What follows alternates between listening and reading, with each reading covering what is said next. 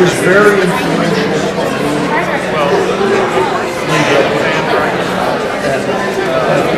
You know how it is.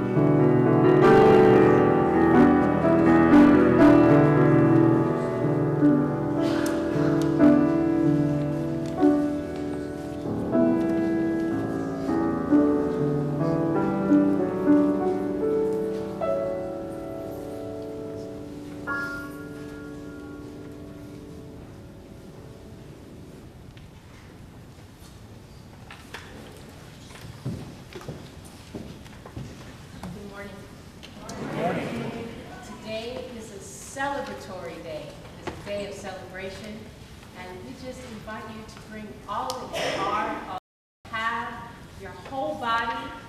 big voice and enjoy the moments. If you feel moved to stand up, stand up. If you feel moved to sing out, sing out. And if you feel moved to clap, today is a day when you should clap. Will you please rise in body or in spirit and join me in singing our gathering hymn? It's number 201, Glory, Glory, Hallelujah. So take a second. Let me grab my tambourine.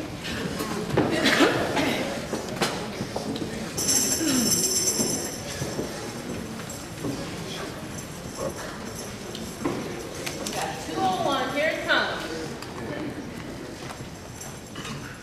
1, 2, 1, 2.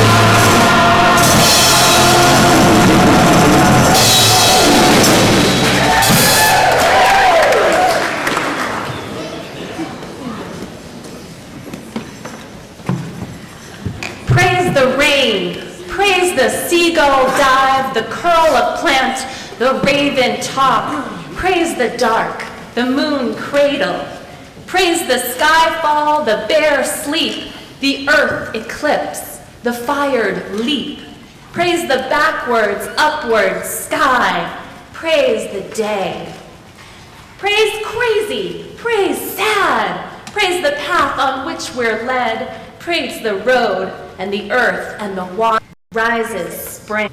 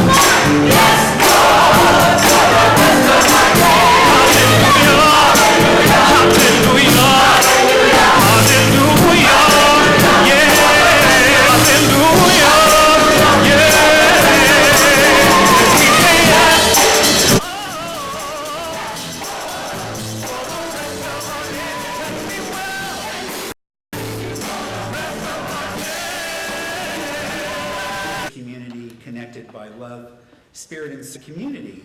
Please turn to those around you and greet one another.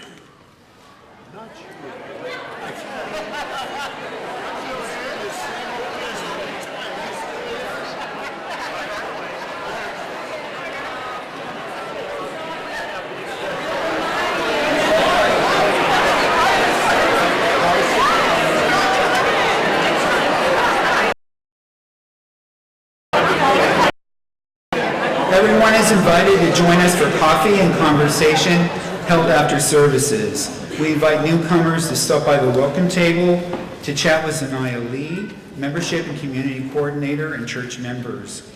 We invite all children, young and old, to stop by the sidewalk near the lawn for an Easter egg hunt after each service. Collect your eggs and bring them back for a goodie bag.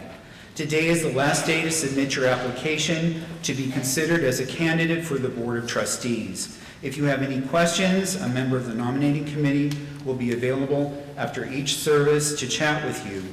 The deadline to submit a sermon to share with the congregation over the summer is May 1st. Let Reverend Listen know if you have a message you'd like to give as part of our summer sermon series. The green sheet in your order of service has more information about these and other upcoming activities. To stay connected throughout the week, follow us on social media and visit our website to receive our weekly e-bulletin. Thank you to all of our members and friends who are serving this morning. Once again, welcome to Neighborhood Church. Happy Easter, and welcome to this caring community of spiritual exploration, service, and learning.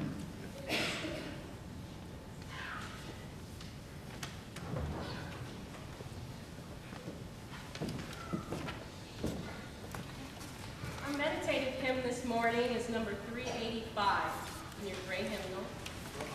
It's the glory. Oh, you have a sheet, that's right. We made it easy on you. So if you have your pink sheet, you can use that, or you can use your hymnal. I like to have my hymnal. This book means so much to me, I just can't put it down. Feel and let the rhythm course through your body.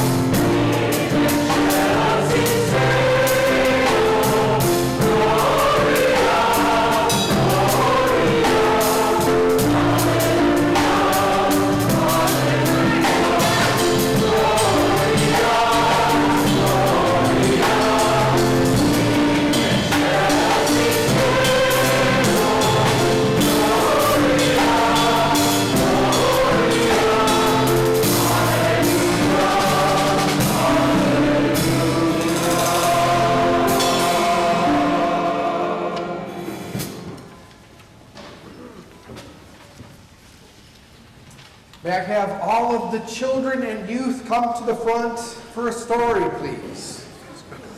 Come on down. All right. Oh my gosh, you're all dressed so nice. Love seeing that. We got a big weekend, don't we? Yeah, Friday evening started. Pastor J. Candy. We can't forget Candy. Right. So, but why do we celebrate Easter here at Neighborhood Church? Anybody tell me that? Sam? Because of Jesus. Very good. Nailed it on the first try. Yes. Because of Jesus. Because according to the Christian tradition of our faith, right? On this day, Jesus arose from the dead, and then a few days later, he rose up to heaven and went up there, and he was with his Father, one with his Father in heaven, right? Right. That's the Christian tradition. Of course, Unitarian Universalism has changed a little bit over time. And we tend now, as Unitarian Universalists, to think more of Jesus as a really great man, as a mortal like you or I. But a great, really great guy with a wonderful message. This message of love. What do you think of when I say Jesus' message of love? Right here. Love your family. Good. Love everyone. Sam? Of kindness. Yeah, kindness for all, right? Yeah. So that's true. That's exactly it. You guys got it again. Yes, Jesus said, love your neighbor as yourself. And who's your neighbor? Everybody, right? Everybody. Your family is your neighbor. Your neighbors are your neighbors, right? But also, people you don't know are your neighbors. People halfway around the world are your neighbors. People you might not like that much are your neighbors. And people who hate you are your neighbors. Jesus said, you've got to love people who hate you. Why would he say that? Sam? Wonderful. Yeah, that's exactly right. So there's no circle of hate. Good. Because kindness is stronger than hate. Right here.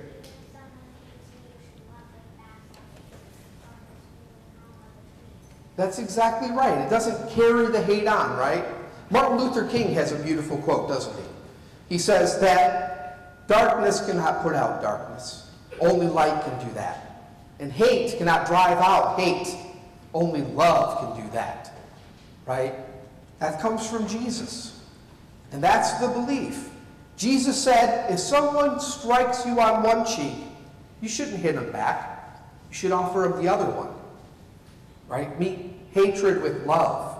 He said, if someone steals your jacket, you should offer them your shirt. That's hard to love that much, isn't it? That's a big ask. Yeah. Yeah. That's right. Yeah. He wanted us to keep meeting hatred with love again and again and again. And I believe that it was because he knew that if we keep on loving, if we keep on meeting hatred with love, we can change hearts and minds. He believed, as I believe, that in time we can keep on loving and keep on transforming people, and eventually there'll just be no more hate left. Everyone will learn to love one another. But are we there yet? No. Sadly, there's still hate left in the world, isn't there? So you know what we got to do? We got to keep on loving. We got to keep on loving. We got to rise up in love. And Easter is a reminder to us every year to rise up in love. Everybody do this with me. Stand up right where you're at. Everybody just stand up. Everybody. Let's get the whole sanctuary standing. Everybody rise up.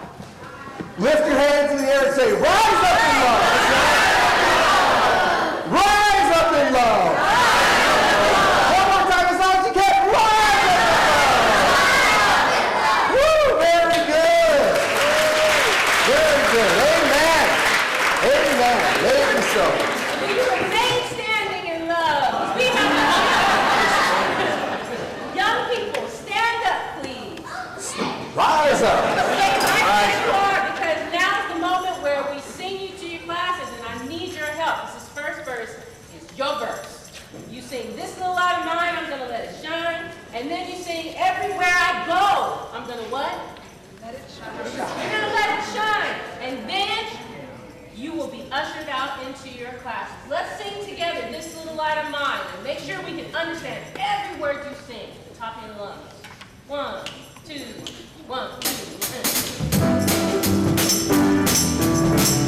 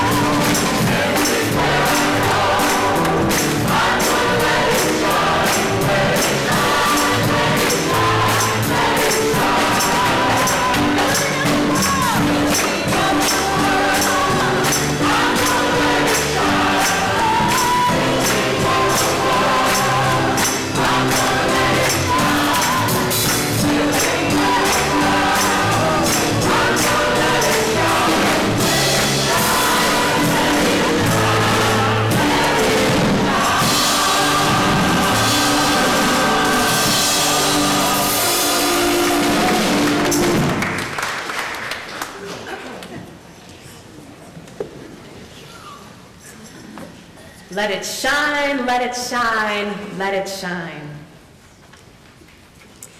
I invite you to join me in a spirit of prayer. Just allow yourself to settle in, feeling the music and the moment pulsing through your body, and just allow yourself to feel that light. Finding yourself comfortable in your seat, you can allow yourself to close your eyes if you wish and relax, and simply to take this moment for contemplation and for prayer.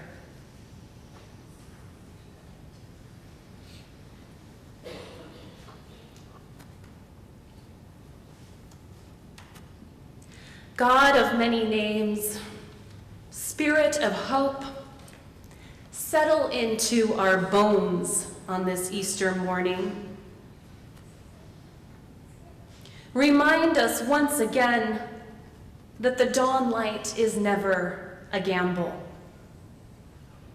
If there was ever a sure bet, it is on the sunrise. As the story of Easter tells us, stones can be rolled back. Death is a mystery that is certain, but not solid. Over time, space, and care, even grief softens its edges into gratitude.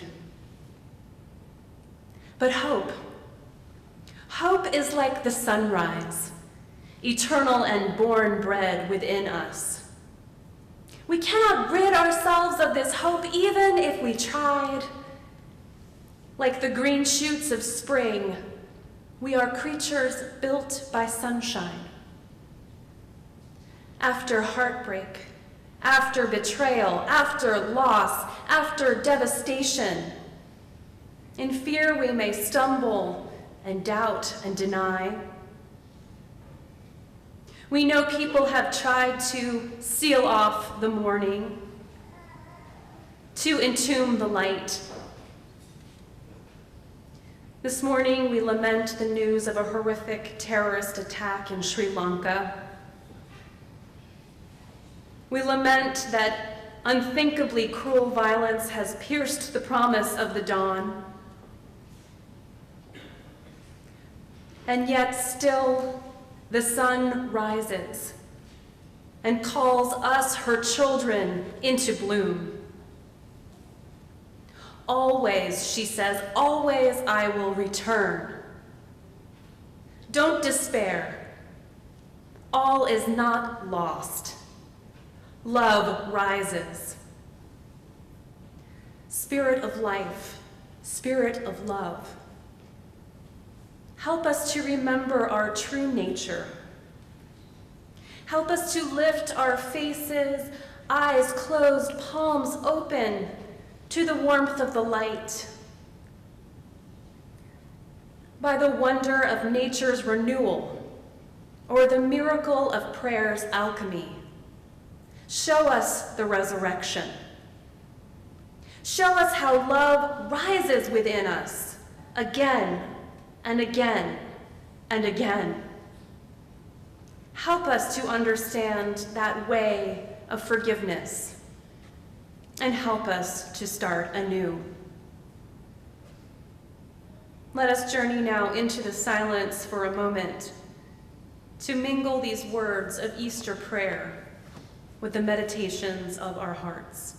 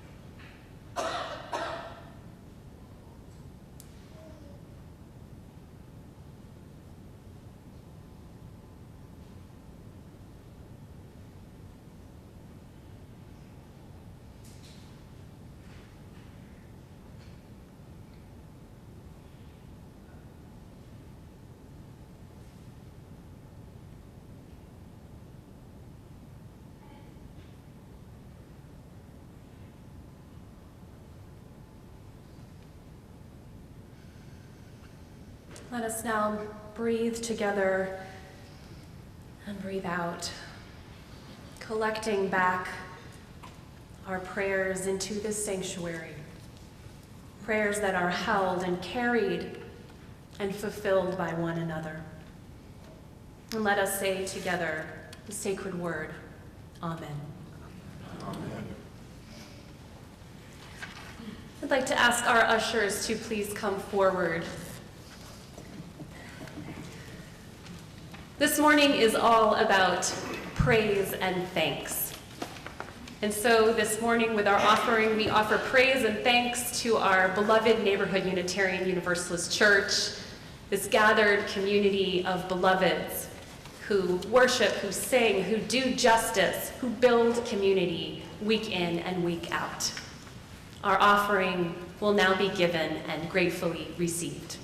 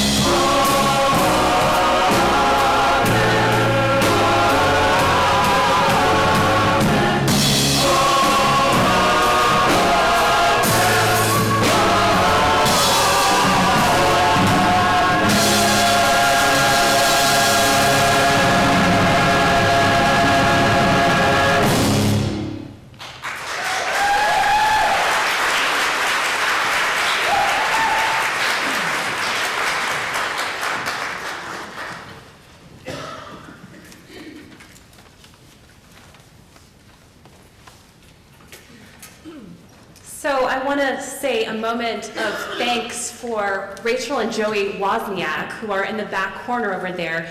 This is our very first morning with a successful live stream. So excited. And what a great morning for it to happen, right? To be here on Easter together with this incredible, heart-filling, sanctuary-filling, world-filling music going on, and a host of new faces. And so I want to say thank you for those who have come and checked us out this morning, who are coming to celebrate Easter. This is a special morning, and we're so glad you're here. And thank you for everyone for bringing your family. I just love seeing generations coming out today. April is National Poetry Month, and so we begin with a poem from Irish poet Carrie O'Brien, a tribute to Notre Dame. Certain mornings, I would be the first to see it. Light tumbling through stained glass, smattering everything red, rose, gold, and blue. The beauty almost frightening. Yves Klein would dab his women blue and hurl them at the canvas. Living brushes, haphazard and outrageous. Same effect, different every day. The glittering cave, big, beautiful, lit up thing. It knew and knew why I had come. Blue, gold, rose, red, falling water. My river walk, my morning prayer. I would step into it slow, circling the altar. Gold cross flickering in the center, anchored, rooted, still. As above, so below, eyes closed, filling my heart with the warmth of it, until my whole body was sunlight and roses, and the fear fell away in petals. Would you believe it if I told you nothing felt separate? Few religious landmarks carry more recognition than Our Lady of Paris, the great cathedral of Notre Dame.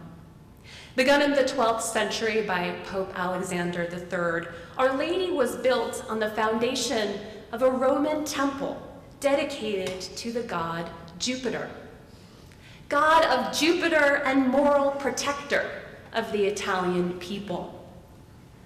On the evening of April 15th, the world watched in horror as a massive fire consumed the structure of the historic building. Who can forget those images of the fire ravaging the cathedral's roof and spire and portions of the rib vaulting?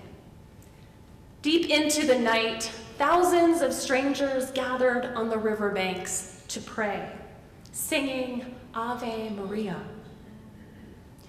As 450 firefighters fought the blaze for over 9 hours.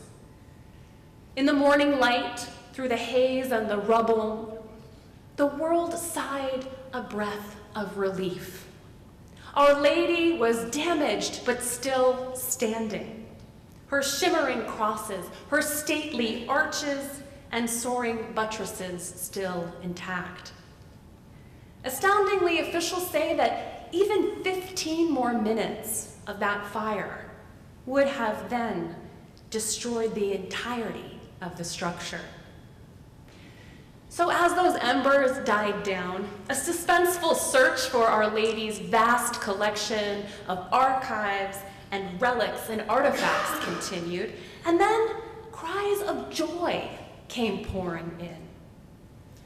The crown of thorns believed to be worn by Jesus at his crucifixion, found. The trio of rose windows, still standing. The great organ, still intact. And the copper rooster from the spire, found in a pile of ashes. As it turned out, one of the most prized possessions recovered didn't happen to be an artifact at all, but 3 beehives stationed on the roof of the sacristy, home since 2013 to over 180,000 bees. Those bees began as an act of putting more beauty into the world in 2013, as efforts came underway to counteract a massive bee colony die-off that was impacting the honey farmers of France. Nearly 30% of hives were lost on the colonies from year to year. And so Nicolas Géant, the beekeeper, and the cathedral worked together to bring beehives to the roof. So days went by, and finally, an ounce of hope, wrote Géant on social media. Drone photos show that the 3 hives are still in place and seem to be intact. Then on Friday, thousands of bees were discovered huddling on the neck of a gargoyle, perched high above. Remarkably, in bee biology, those bees don't have any lungs, and so the smoke acted sort of like wine and put them to sleep. And so they were perched asleep in waiting to be awakened. When in peril, those drunken bees didn't abandon their hives, but they stuck together, they protected their queen, and sheltered until they could return to their hives. "A miracle!" exclaimed the beekeeper. And a miracle it is. Awakening from that high perch, the bees were free to return to their hives and get back to the very important business of pollinating the Parisian spring. Had we lost those bees in the fire, we wouldn't have had simply their lives to lament, but the cherry blossoms, the lilies of the valley, the wood violets, the tulips, and the lilacs. I wonder if those bees had any idea how much the world needed them to be alive. That Easter symbolism can't be lost on us today. Here in nature is resurrection at its best. Beating all the odds, that Easter paradox says that in the midst of tragedy, life persists. Life is resilient. For many of us, though, this business of Easter is pretty countercultural, maybe even a stretch for our daily lives. Living in this moment of our nation's history can feel like we're trapped in a Good Friday world, full of political corruption and intrigue, senseless violence and fear, and permanent state of lament for our beloved planet. Others of us are living through our own personal Good Friday. We are struggling with loss and transition, betrayal, hardships. We're not ready to get to the Easter moment just yet.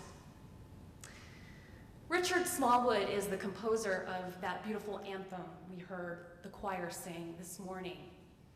And he tells this story of struggling to move from his Good Friday moment into an Easter kind of faith. He says, in October 1995, my mother was ill, my god brother was ill, and I was a caregiver. I was going back and forth to the hospital, taking care of everything. Caregiving, he says, is a very difficult thing to do. It's time-consuming, and if you don't watch out, you'll end up in the hospital too. So I began to feel that I wasn't doing enough for my loved ones. I felt helpless, inadequate. And so I sat down at the piano and started playing. And total praise just started coming out. He said, what I call mountaintop praise is praise for when everything is going well. That's when praise is easy. But the opposite of that is what I call valley praise.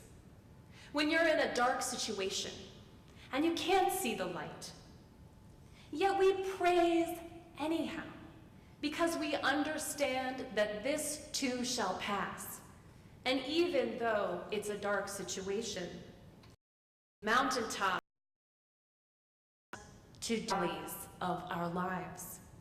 Easter reminds us that yes, we are surrounded by death and destruction. Yes, so much is lost that cannot be recovered. But in the midst of it all, I had no model, tried us here, a friend, a paralyzing loss, a debilitating betrayal. Each of us has had something try to kill us in our lives that we didn't think we could recover from. And yet, each person here knows that in the midst of it all, something emerged. Even the smallest miracle of life, of joy, of love. Like the earth awakening in spring, our spirits have this unbelievable capacity for renewal. And we are creatures who understand resurrection intuitively because we have all lived it. We have lived the resurrection.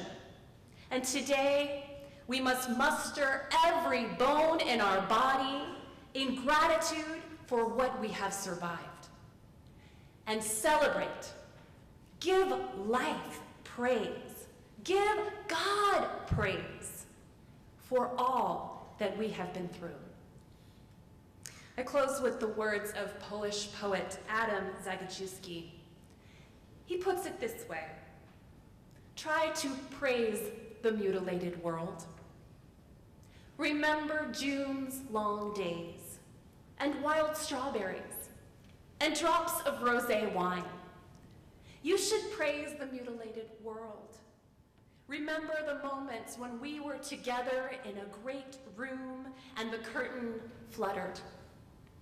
Return in thought to a concert where music flared. Praise the mutilated world and the gray feather a thrush lost, and the gentle light that strays and vanishes and then returns. Amen, and blessed be.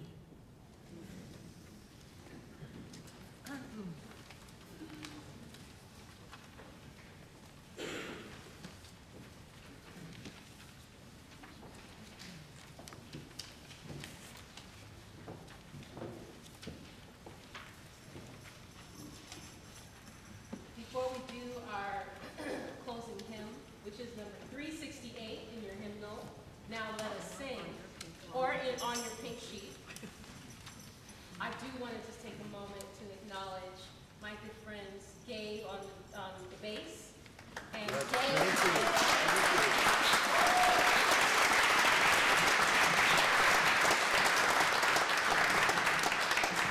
might as well appreciate once again Wells for just bringing all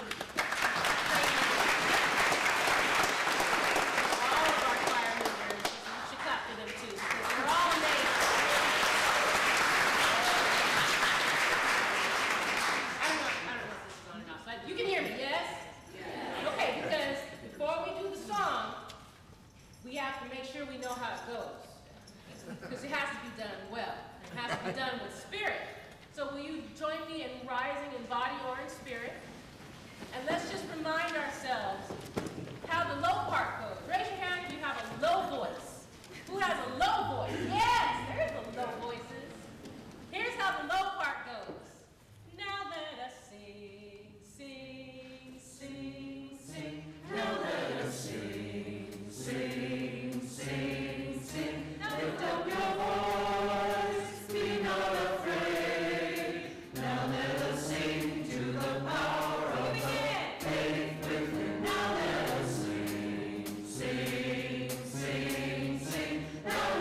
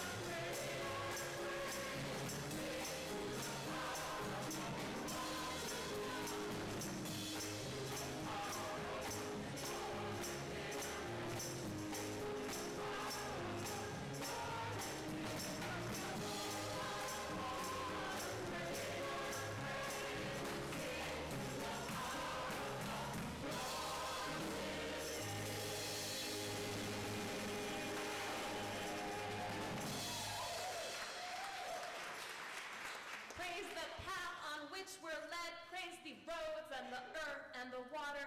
Praise beginnings and the end. Praise the song and praise the singer. Praise the rain. It brings more rain. Praise the rain. It brings more rain.